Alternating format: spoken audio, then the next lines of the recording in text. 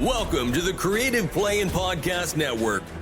Join us as we share our favorite RPGs, one-shot games, tabletop games, reviews, and convention panels. Sit back and enjoy the show.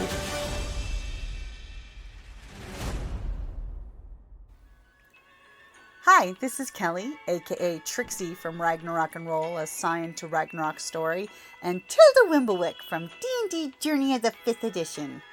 First off, I would just like to say thank you to everyone for listening to our varied adventures, as well as for rating us on iTunes and rpgpodcast.com. If you haven't rated us yet, we would greatly appreciate it if you could. And if you're looking for more ways to support our efforts, we are now on Patreon, a great site where you can help us continue making more podcasts, as well as some special surprises for our patrons.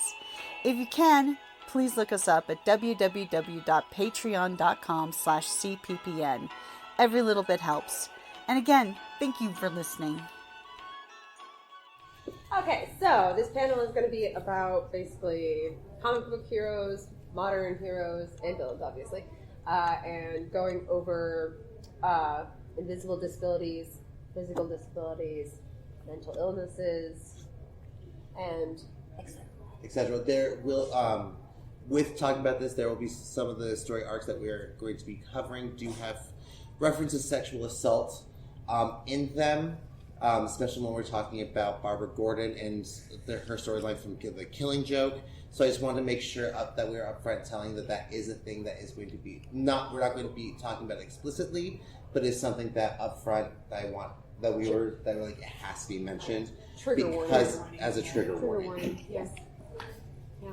And I'm the commentary. You're not the commentary. I mean, you two have done most of the research. You have a lot of knowledge. I'm just a nerd with encyclopedic knowledge on Oh no! As soon as we were talking about because he was supposed to just be like assistant on this and go and like make sure everything was working, and we started talking about the panel and preparing for it, and then suddenly he starts feeling like so much about disabilities. And with each character, because he grew up with cartoons. I grew up with a lot of like the X-Men cartoons. I've loved superheroes for my entire life, and I've watched almost every animated thing I could possibly get my hands on. And then I found graphic novels in my 20s, and then I continue watching any animated thing I get my hands on. And now I also read as many graphic novels as I get my hands on. And I am ADHD, so I read things that stay in the brain forever, and I don't know how to get them out. So when he was like going on that ADHD, I am super excited and obsessive, like talking about it. I was like, "You realize you're on the panel now, right?" I go, oops, and then he's like, and he kind of laughed it off just a little bit, and then goes on again, and I was like, "No, you're on the panel now." About the third superhero we were talking about is when I was like, "Oh yeah, and I'm probably thinking." Yeah, we were just like, This is probably a good thing. Although I did add a villain to the list, yes, which I feel accomplished for. But yeah. I'm just the peanut gallery today, guys. I'm so excited. And then also one thing I want to also adjust when we're talking about disabilities with superheroes, other than some of the things, it can get to be a really sticky wicket sometimes because depending on the era we're talking about, it depends on the society's view on disability. So we either get things that are very ableist, but in a way of, isn't this great? And especially through the 70s, 80s, and 90s, you can see it getting better, but it is very that. Or you get things that are a little bit more modern that are very much, this person's awesome. And look how awesome they are. And it's very celebratory. literally 2 examples popped in my head just now while you're saying that. Alright, shall we get... Yeah. Shall we start? I don't know where we shall start. Okay, so do you want to do mental illnesses, physical disabilities, or hidden disabilities? Let's start with physical disabilities. Okay. I think we can start with the ones that we see the most at the moment. Mm-hmm. So people like Iron Man, who has a heart condition, and he very much, in a way, and of course I'm going to talk about Iron Man because he's absolutely my favorite, and there's more than just physical going on there. However, specifically for, you know, the man having a shard almost going into his heart and almost dying, no matter pretty much his scenario, or not having a heart at all, depending on the depiction. He go through a lot and is in a lot of pain, and it doesn't actually show it. It's shown in a way in the Marvel cinematic universe, in the sense that it how do I phrase this? Sorry guys, early morning brain. It shows in a sense that it doesn't make Iron Man all about the disability. You see him as like, you know, arrogant, cocky, but also like the kind of like the not the huge hero, but the what is that? The hero that also is like not hero-y. Anti-hero? Anti-hero. A little bit anti-hero-y, more on the hero side, but in my opinion. But also depicts like certain subtle cues that does show that there are struggles there. Okay, that's mine. That was my favorite one. I think I think their presentation of that is very balanced in that it doesn't make it all about the disability that he has, but he does have to adapt and then move forward from there. It's one thing I don't like how the MCU does it, and I'm not as versed in Iron Man in the animated or comics. I love that they have it, I love that they show it, but it's also very much depicted as something he needs to cure. I can see that. Yeah. And okay. Yeah. so where I that like one, it that it is very subtle of him treating it and living with it. That's one thing I'm not the hugest fan of, is when media goes, okay, we have this thing, let's cure it. They did that in the third film, didn't they? Yeah, they cured it in the at third the end of film. the third film, he had surgery to have the shards And removed. that's, I love, and like, it's one thing like with Star Trek, I love Star Trek with all of my heart. There have been so many lines in Star Trek that's like, oh, this person with a disability, Geordi's a really great example of that, because like, yes, there's the visor that helps him, then later he gets bionic eyes. He gets eye implants, so he effectively cures his blindness. That is the thing. Also in Supernatural, Yeah. one of my favorite series is Supernatural, and that's, you know, getting to villains, whatever. If you know of Supernatural, there is a person that is like a father figure to the main characters, and he becomes paraplegic. And they make it to where he is so into suicidal ideation that he pretty much tries to kill himself and doesn't think he can go on, doesn't think he can hunt ghosts and monsters anymore or do anything. And then by the end of that season, they actually have him cured by making a pact with the demon. And it's... Because that's how you cure, you know, that y'all. You know, Yeah, like... we're taking her to a crossroads later on today. That's probably something that could be well incorporated, and I think we could talk about that for a good long time. Oh, yeah. Of the issue with how media depicts disabilities and how they're like, you know, either you're doomed or you're cured. And you can kind of see that in what you were talking about with Sun Spider. Yeah. Who embraces the disability and has the spider silks coming out of... Do you know who Sun Spider is? So Sun Spider is a newer addition to the Spider-Verse. She is actually a canonical character within Spider-Man. She started off as a fan creation, which the fact that someone made a fan creation of themselves and it became canon is absolutely amazing. I love that. So Sun Spider, the character, lives with Ehlers-Danlos syndrome. So she has EDS. In the comics, she is depicted with multiple mobility aids, wheelchair, crutches, a few different things. But when she is in her hero persona of Sun Spider, she uses crutches, and her crutches are her web slingers. Oh my god, that's so... Which is such a really great and, in my opinion, amazing form of actually showing and celebrating this disability, because it's not something that she needs to cure, because we don't need to cure it. You know, it's everyone is everyone. I'm not sure celebrating would be the right word. Or- as much as like embracing what has happened. Embracing Early morning is early. early morning. I know. Hey, this is why we're here. Discussion. ADHD moment. I did just realize something. Do you know probably the reason Sunspider is such a well-developed character in terms of the adaptive ways that she does what she does is because she was designed by somebody who has it. Yep. It was a fan creation, so it was a personification of herself and how she could be a part of the Spider-Verse.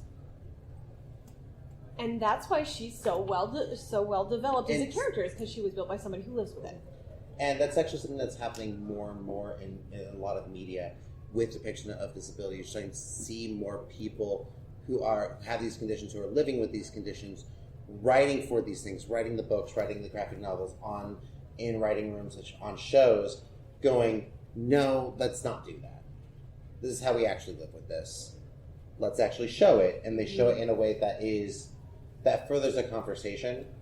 I'm going to hop to the other spectrum of that really quick, if that's okay. Go for it. And because the other one that a lot of people bring up when we talk about disabilities in comics is the Killing Joke. I am not an Alan Moore fan. I'm just going to put this out right now. I think, honestly, most Alan Moore comics are the most edgelordy things on the planet. But in the Killing Joke is when Barbara Gordon, who is the current Batgirl, has a traumatic spinal injury and turns into Oracle, who is a wheelchair user, information source for Batman and a hero within her own right. The reason why I say it's the other end of that spectrum is because the depiction of her abuse, because the Joker shows up at her house, beats the crap out of her, and sexually assaults her. And that's how she got her injuries. And it is a way, to me, it's almost akin to them fridging her. Because it was a way to shock the audience into knowing how bad the Joker was. As not like we didn't know beforehand. Yeah. And so it was a way so they could have honestly left it out. They could have left it out of the Killing Joke entirely, and it would have been the same. I feel like there was a way to make Barbara Gordon disabled and empower it, and not bring in trigger warning sexual assault aspect. I mean, that's the first thing he does, right? She walks up to the door and he shoots her through the door. He shoots her through the door. So they could have just been. They could have ended there. That's literally how it could have ended. It didn't make it that dramatic. And this is one of those ones at the time era that it was written is that kind of in that weird gray area of showing, hey, this person's overcoming and they're empowered by this and they're taking their power back, which is really great in a way, but it's also very, you can tell that so right now a lot of media, there's sensitivity consultants. There are consultants to show about like cultural sensitivities and like how to show disability in media, things like that. Better representation. Yep. 20, 30, 40 years ago, that was not a thing. No. And so a lot of times writing rooms were filled with a whole bunch of usually able-bodied, usually white men. Yep. And trying to write for disabled people and women, and that's why we get some really, I say, well-meaning but things. But okay. Sometimes they're not thinking about that. They just want to think about the story. I think it also depends on the writer as well, because some of that they're trying to target a specific audience, and so like we were talking about earlier, the chess thing for the feminization stuff, which is a different subject in general. I had to inform her about the origins of Power Girl. Who just okay. I was like, the people in the audience who you guys know, So anything rogue. I do like the fact that they did have it changed to I feel like it would have been correct me if I'm wrong, or question wise, did they have her go through a phase of anger or like upset during Not this? really. Okay, so that is the problem, I would say, also there, because when you have such a big life change from like going from, and it is hard to depict in just like short form, but when you go through such a big life change, you definitely go through a phase of either anger, depression, upset, because your entire, like, for her, she had this cool thing where she could walk and help people physically and like go about and save people, and she can still do that, but there definitely probably was not enough of a transition phase to when she became the Oracle. And that actually brings me up to kind of sort of, again, the opposite spectrum, Xavier from X-Men, who his powers are so strong, if he gives them up, he can walk. If he has them, he's in a wheelchair because his legs don't work. And that, I don't really agree with that vibe as much, because I think there's like a separation that you can have. There's a separation you can have, and it becomes I think what they did was they used it as a character crutch. I have to sacrifice this in order to help people this way. And that's the thing, like, disabilities aren't sacrifice. Buying. Sorry, we're interrupting real quick. Sorry. My apologies. Goodbyes are important. Oh, no, come here. No, come here. Goodbyes have already been interrupted. It's fine. You guys behave. get home safely. Behave. Sure. Touch That was a great fighter show last I almost night. hugged you. Yay. Oh wait, I'm going home again. Oh, never mind. Enjoy the rest of the panel, guys. They're amazing. It was a great fighter show. I'm sorry, what? That was a great fighter show last night. I'll see you when I get back to Pennsylvania. Yay! Well, I don't know about that. But You know what I mean? Yes. Hey, if you can, tell me when you guys get home. Okay. we'll shoot you a message. Cool. Thank you. Bye, guys. And so to help us get back on rails, Back to Xavier. back to let's finish up with Xavier and then go to invisible disability. Yeah, I think I actually have a question about somebody with a physical disability. go for it. War Machine from the MCU.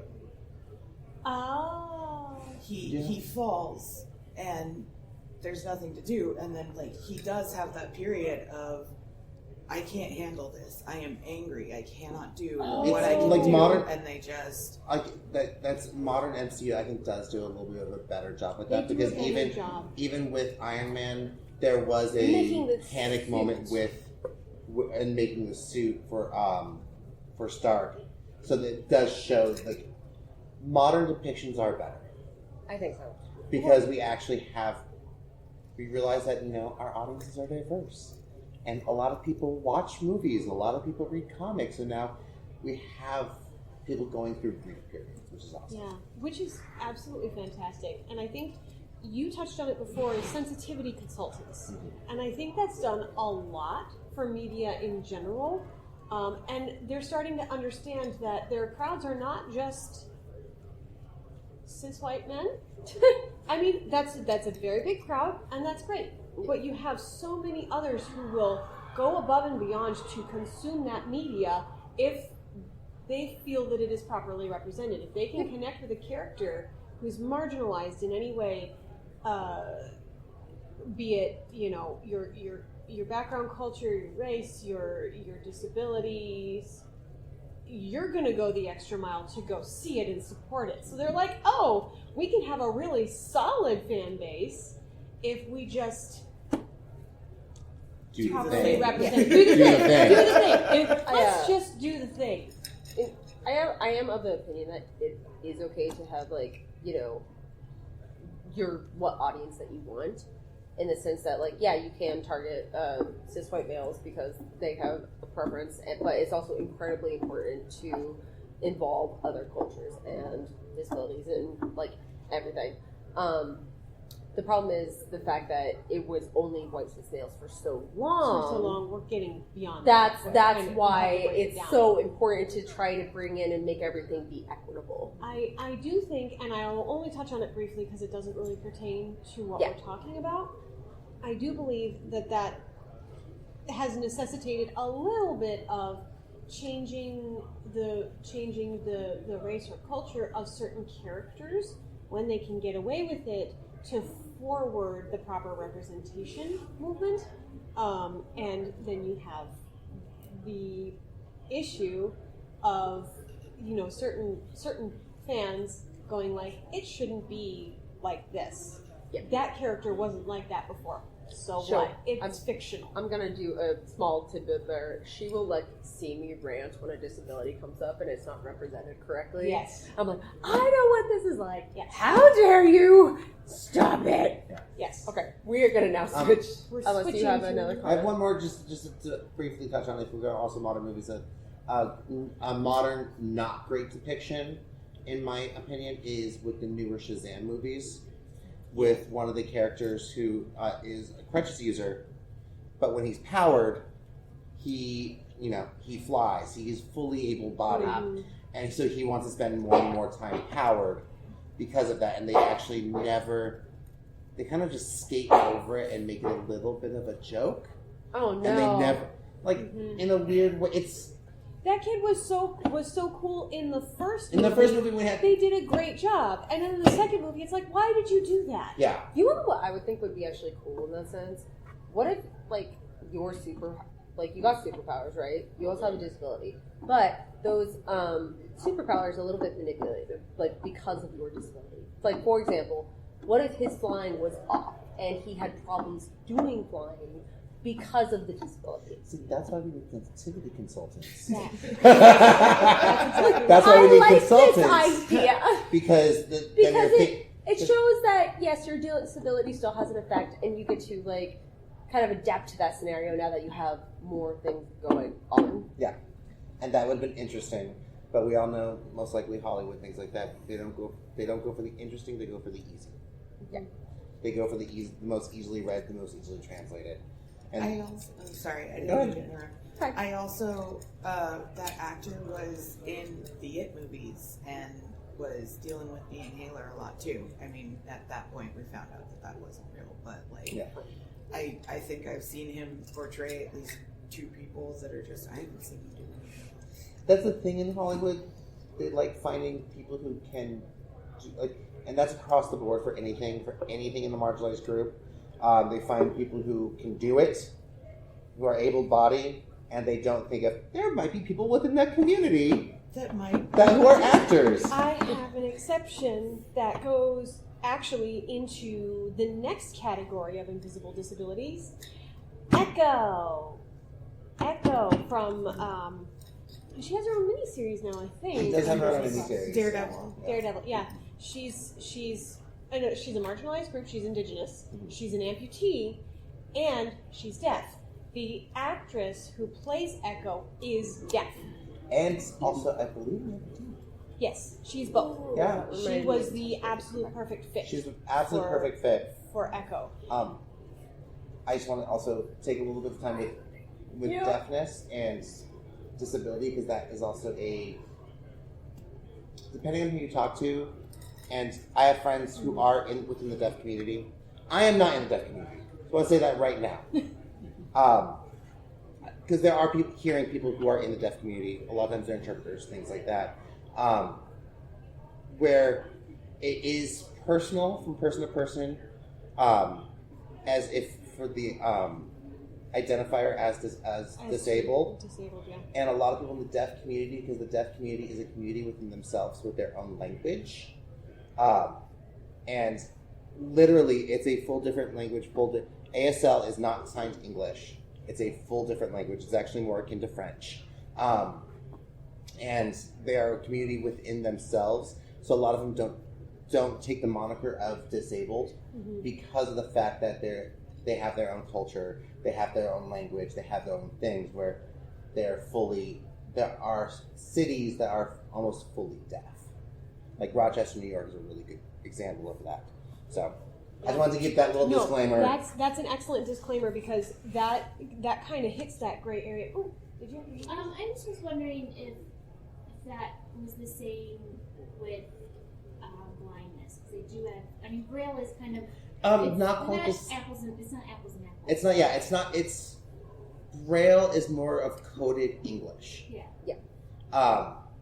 ASL actually is full different grammar structures. Right. And you can sign things in ASL that don't translate into English, and English doesn't always translate into ASL though. So that's when I say it's a fully different. It is a fully, and that's a really good distinction between something that's encoded English versus a full different language. Yeah, Braille is basically touching and trying to figure out letters and It's conversation, a touchable alphabet, yeah. which is mostly the English language. Yeah. I just wasn't sure if they also had like a separate community. Not that I'm aware, not as That'd be not that I'm aware of, or as deeply rooted. Yeah. Because the deaf community is extremely deeply rooted. And I do want to. Oh. It's I think also it's kind of that root line of the forms of deafness that have created this culture tend to be hereditary. Mm-hmm. So you'll have two deaf parents, and they can have kiddos that are either hearing or deaf. You know, but it's also that gray area of you can become deaf. So do you identify that as a disability, or is it just shifting over into a different culture? So I think that's a really good gray area. And in that culture, there's also differences in that. Differences in There's cultural differences in those as well. Okay, so I do. I don't Back know. to topic. Sorry. Yeah, no, you're fine. I don't know. If Meanwhile, in the city, technically, I don't know if this is physical or invisible with blindness. I would say it's a little bit of both, depending on how bad it is. However, I did want to touch on Daredevil real quick, in the sense that I kind of love the way they do that, because they enhance something that actually happens with people that lose their senses. For example, I don't feel most of my body, and I have hypersensitivity in my right arm, and the places I can feel. I can smell things a lot better than I used to be able to. I can hear a lot better than I used to be able to. My eyes are finally going, but they used to be really, really good. However, like, when you lose one of your senses, your body adapts to it and starts trying to actually biologically make it to where you can be more survivable. And I know with blind people who have like talked, and I've seen interviews, they actually have the same thing.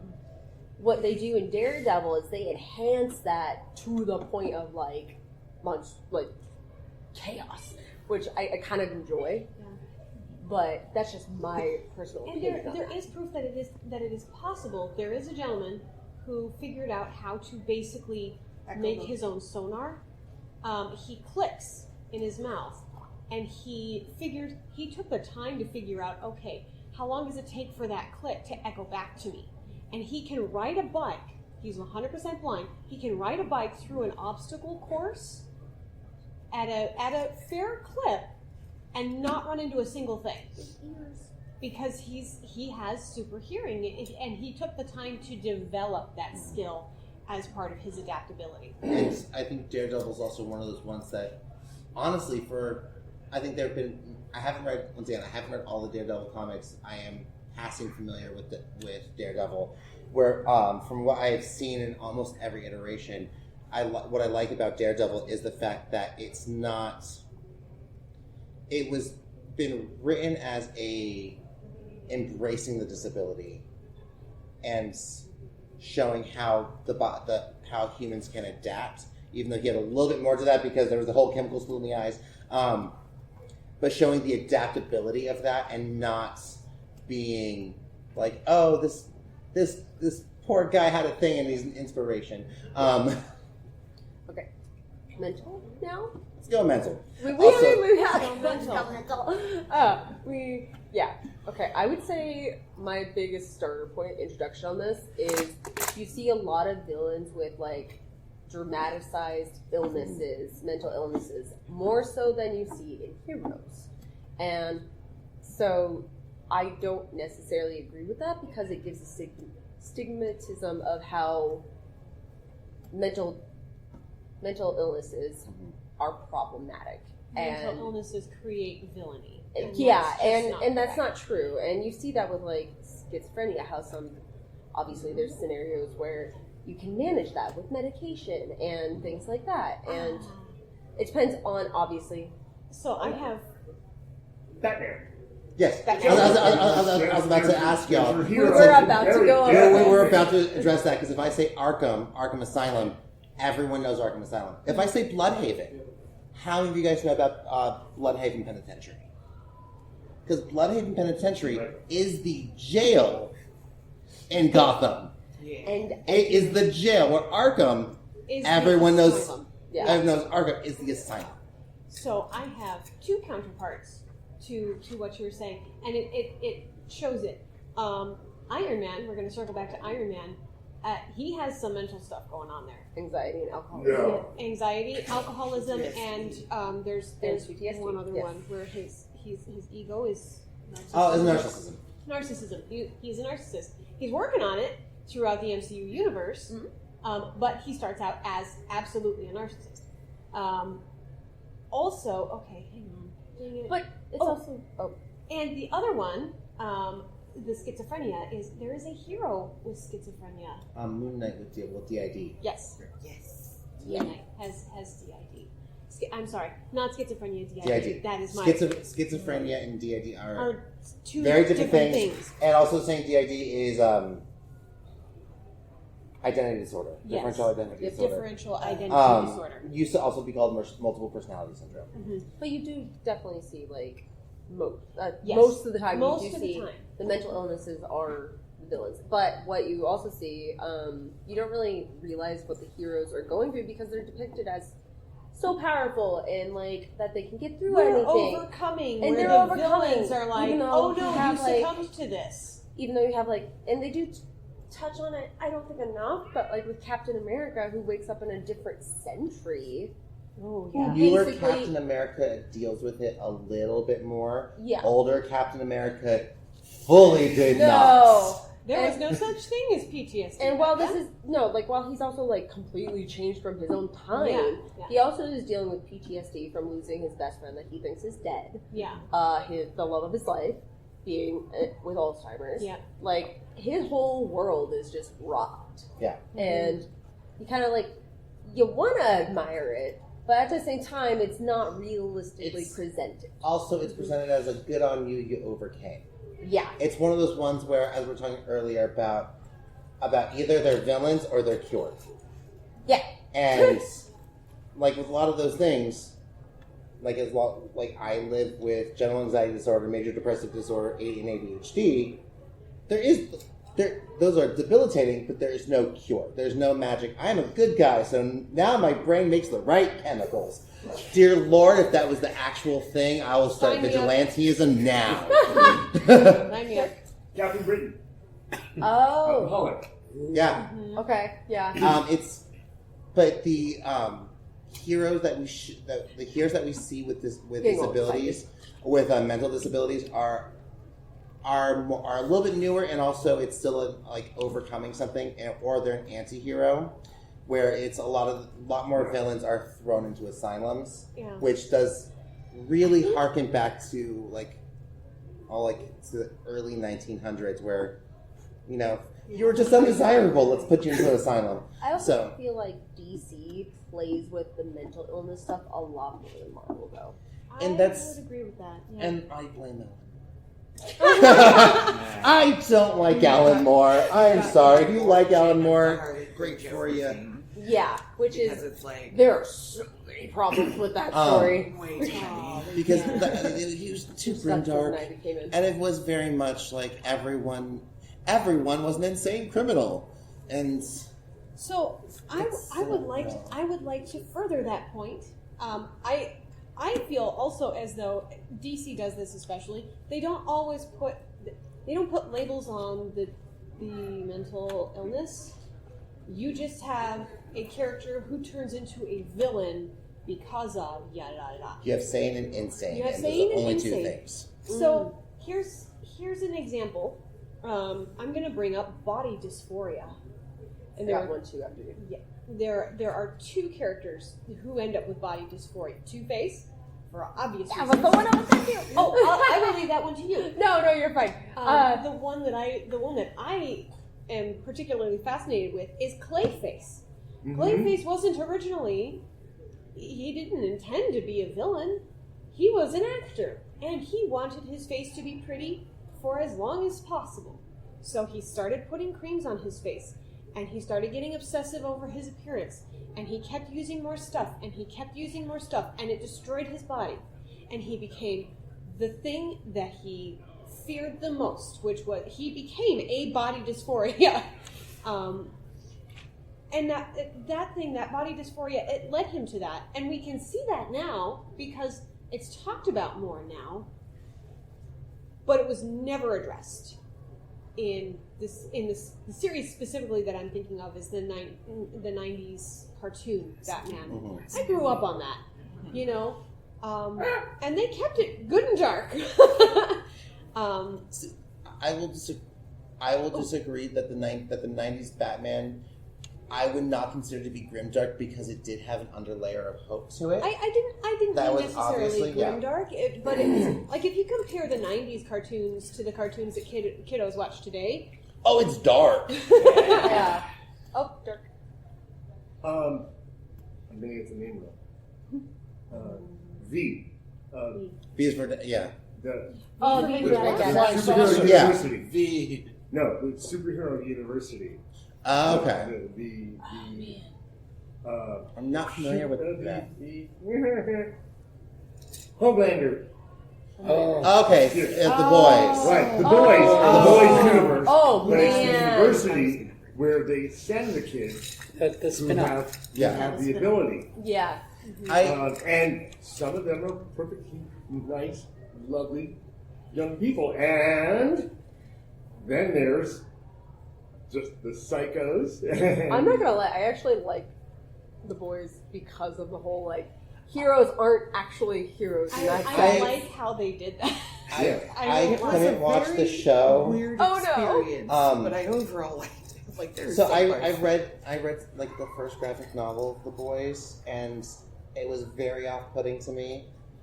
Oh, because- extremely. But It's extremely off-putting because the way, once again, they depicted a lot of things. It was depicting things to like a 12-year-old boy and saying this is bad, but not actually saying why it's bad. Okay, Yeah. I can see it. And then like, they seeing don't it- refer to them as heroes, they say Zeus. Yeah. You've got special abilities, Yeah. but that And doesn't then make you a hero. when I tried watching the show, it was very much like within the first 20 minutes of the show, there is a depiction of sexual assault Yeah. in it, and I was like, I can't. It has to. You have to be like. It has a to little like bit of that, so. like, The Boys I just don't have get some trigger really warning on that. great examples of it. I can't personally talk on it because of the fact that It's really hard to watch. It's It hard. is. It was hard. It's hard to read as well.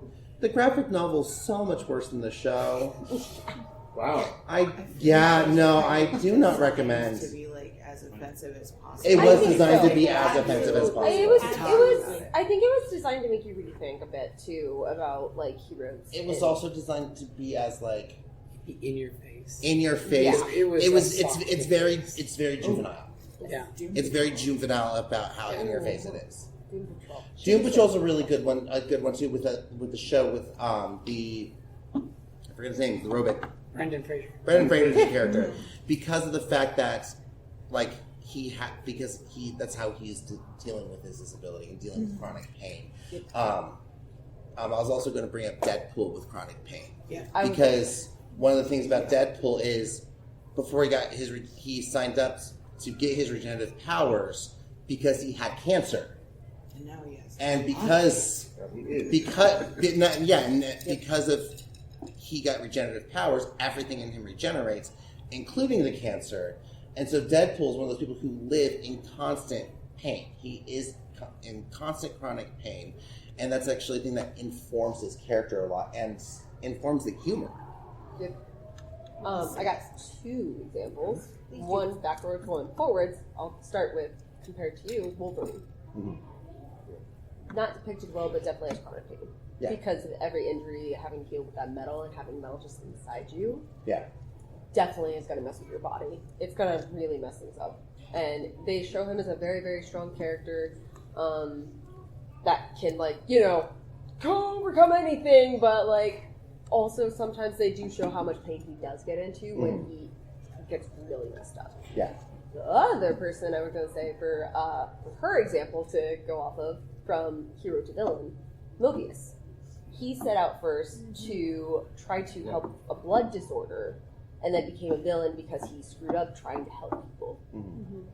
I mean, also within the comics, there I would put Mobius in the whole like mad scientist tries to cure a thing and ends up bad. Yeah. Because there's Mobius, and then there's the Lizard from Spider-Man, who is like, I want my arm back. Oh, and you can do that with an example for that is Doctor Strange. Yeah. I hate Doctor Strange because of the way they depicted it. I'm gonna get magic just so I can cure my hands. Yeah. I was mad about that scenario. I could not get into it. I mean, and that's always been Doctor Strange. That's always I know. been, and in the movies and whatever, and the new once again newer media actually starts. They did a better job. They're starting to portray it as a negative thing and as a character. Starting to portray it as a character flaw. Oh, it's fine, but not with Doctor Strange. When I watched the first movie, this person goes to every single possibility to cure his hands until he finds magic. Yeah. And yes, I know technically, like, I know a lot of people like Doctor Strange and like the way that works, but I'm just, I think I get triggered by it. Sorry. I think I get triggered by it because of my own paralysis, and that's just a personal scenario. But having a person go like, oh no, I got into a car accident, and that's the Marvel cinematic version, and going suddenly to being like, oh hey, I obviously need to cure everything because of what I do, again, is horribly unrealistic for me. Yes. Okay. I am relatively. I only know superheroes for TV. I've not read any of the comics. Oh, that's fine. And I really only watched them once or twice. But when Doctor Strange, did he heal his hands in the end? No, they're still damaged. They're still damaged. The magic itself makes it to where he doesn't have the twitching when he is performing. And it's like in the comics, in the movies, he's still no longer a gifted. He no longer gains his ability to do surgery again. Yeah, and so me, as someone who is able-bodied, that if something were to happen to me physically, I probably would try every single thing possible to get back to my normal, because he felt he was on top of the world, and but in that case, it's using a disability to teach the abled person, like, we're going to make this abled person disabled to teach him a lesson.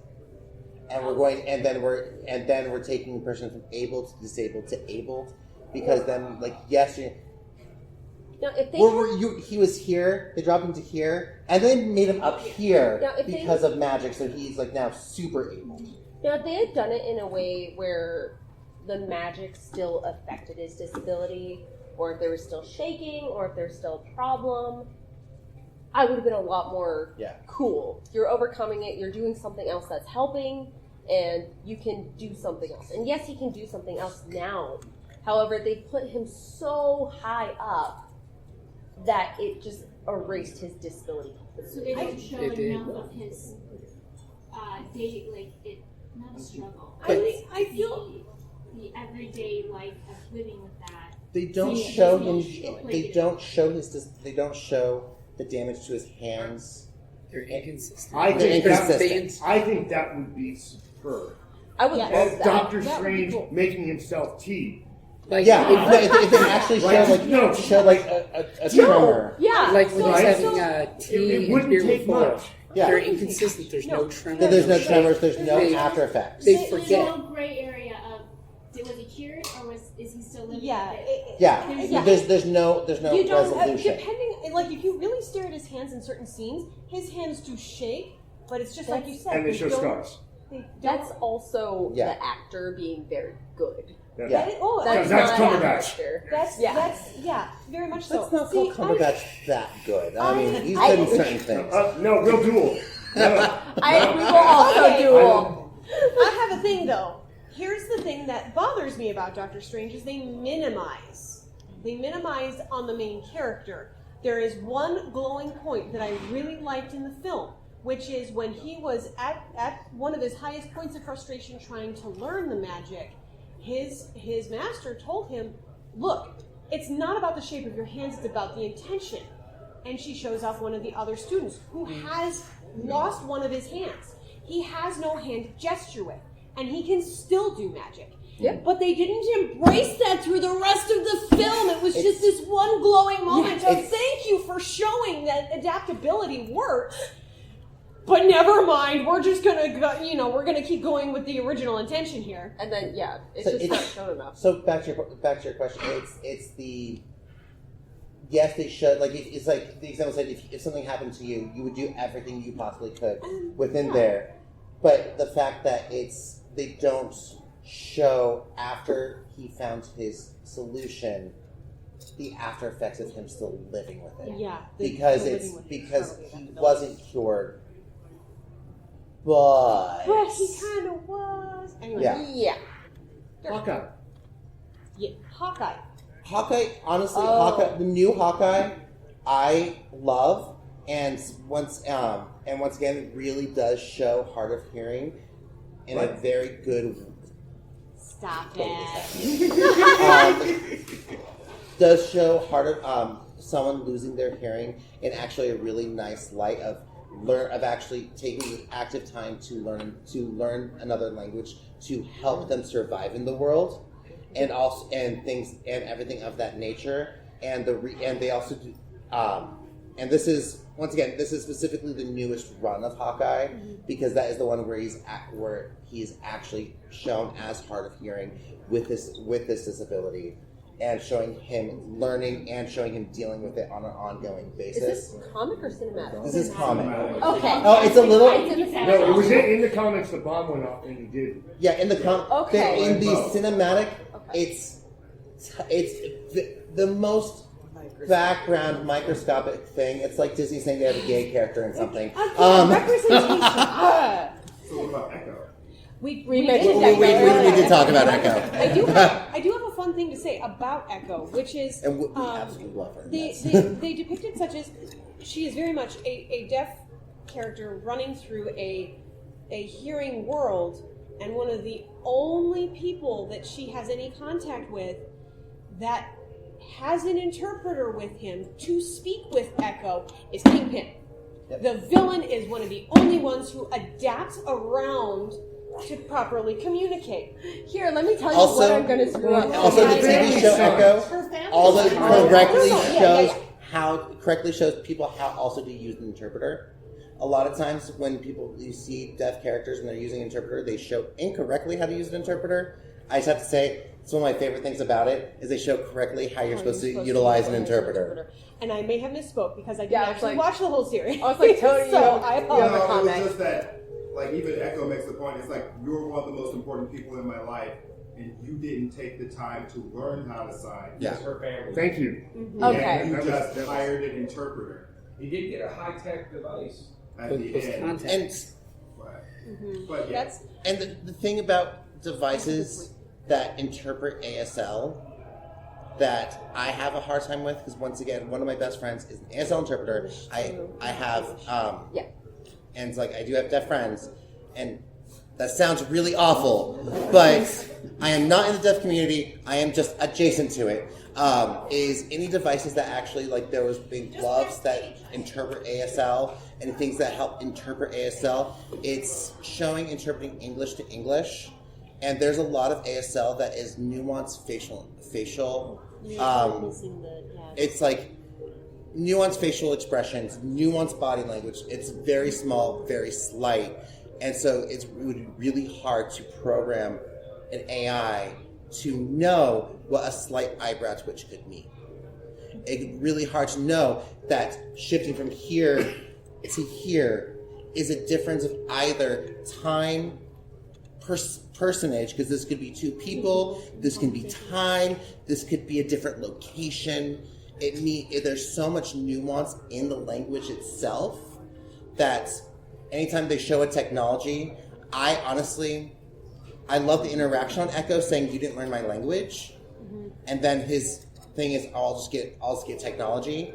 I think honestly, for him not learning the language, him having an interpreter is the best suggestion, the best situation. And in that case, it's her going, "You're not joining my culture. You decided not to join me and participate in my culture when I've wanted you to, because you're family to me. But you are keeping your culture separate from mine." And I lost mine. Yeah. With the interpreter. Yeah. I was like, "You did not do that." Yeah. The ethics with some of the interpreter, not great. But actually, one of the best interactions on how to use an interpreter with a deaf individual. Letting you guys know, if you're ever in a situation where you're talking to someone and if they're speaking ASL and they're talking to an interpreter, don't address the interpreter. Ever. Do not address the interpreter. Address the person. That's what the interpreter is for. They're there as a mobility. Like, the best thing would be like if I went to Sterling and started talking to her wheelchair. Or when you're the subtitles. A good reference for that as well is sometimes when I'm with Marlene and we're together. Marlene is addressed about me, and I'm not talking to. So it has to be a redirect of, "She's right here. I'm right here. Talk to me. She's right I'm there. 6 foot tall, but I'm still here." Since I was saying, but I want to bring the point of telling you how to use an interpreter, since I said that there's good ways and bad ways to use one. Okay, I do gotta say, Are we at time? we're at 10:59, so questions and comments is where we're at. So I can just go on a few days on this. Adjacent to sign language, I don't know if you guys ever watched The Expanse, but they like how they adapted sign language when they're out in spacesuits, because light cuts off, you have to communicate somehow. I'm excited. The Expanse did a lot of things very well and very correctly, especially with. I love language, and I can go off on a whole other thing. I'm not going to, but if you ever want to know how much I will geek out about the linguistics about The Expanse, we can talk later. The 14 different languages they use to make a Belter language. Yes, it's so good. All right. There's so many good things about it. I just found it really interesting, though, the practical use. Even though no one had a disability per se, it was just, hey, you can use this form of communication. There's a lot of things that we use in everyday life now that we have gotten from different disabled communities that are amazing advantages that we don't the US think military of. In the field has I'm going to call it ASL shorthand. But I mean, there are a number The biggest one, of thanks to the deaf community, communications that are done silently. the biggest thing, thanks to the deaf community, that we all use every day in this room that has furthered the way we communicate is texting. Yeah, if you send a text to anyone, you should thank the deaf community for pushing for that and having it be something that was an accessibility thing for one group of people that everyone has embraced. I mean, that's like subtitles on TV. I mean, if, Subtitles on as a TV. society, if you adapt to people with disabilities, it only improves people who are able to. Things It better. only makes things better.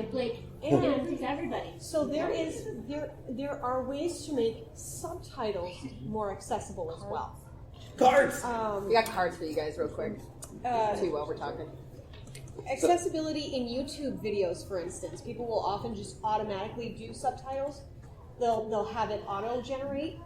Not the greatest. That's not entirely accessible. That's not entirely accepting. Having subtitles ingrained in the video so that it's your script, it's your interpretation of your language, is one of the best ways that you can include the deaf community in your content. And almost nobody does it, but you can tell when they do, because they'll be able to put the subtitles somewhere where it's kind of out of the way, but it's always there for reference. And it's not a choice; it's in the video. So the cards I'm handing out is to the Asgardians community on Facebook. We actually have a really great community that these two of the past year have fostered. That's is absolutely amazing, and there's a full discussion and discourse, and also needing to rant about things and ask questions. That's a disability resource where it's kind of everyone banding together and being like, hey, does anyone know this? And how I can do this, how I can do that, X, Y, Z, or oh my God, Yeah, we specifically, I'll go into a little more detail. We have workshop chats, so if you're working on any maker projects, you can post there. If you want to give advice to people who are working on stuff, you can post there. We have the Boiler Room chat, which is just hang out. That's just the chat of being, hey, we're all nerds, and I had this cool thought in my Hey, how head, you and I doing? wanted to tell y'all. Do penguins have fluffy feet? I don't know. Like, you can write whatever you want in that one. We have Critter Corner, so you can share your fluffy animals. The most important one, though, and it relates to this panel, is our Disability Resources chat. And that's where you can discuss if you have anything that you need or have any advice that you see. You can come and talk there, and everybody's very welcoming to talk about mental illness, invisible disabilities, physical disabilities. It is a safe space, so if you have a question about a disability and you think it's dumb, ask us. Because either somebody in the community is going to have an answer, or we'll find it for you. Oh, yeah, that is one of those... some of the nicest people on the planet, honestly. That chat room is definitely started from Cincinnati last year because they wanted the conversation to keep going. And so it can be any subject. If you want to talk more about heroes and disabilities, go to that chat room and talk about it. We're all for that. We love it. So it's on Facebook called the A.S.G.A.R.D. Join the chaos! Join the chaos! But does anybody have any other comments? Any last comments, questions? Cool. Thanks for sharing this conversation Thank with you. us. Yes. It was Thank you so for fun. coming so much. Fun. And I am in this room next. I have to go to another panel. That's good planning. Thank you for listening to the Creative Play-In Podcast Network. If you enjoyed our show, please check out D&D Journey of the 5th Edition and Ragnarok Enroll a Scion Hero to Ragnarok Story. Also, check out our Patreon page for more content and behind-the-scenes things, as well as joining us for a one-shot game or two.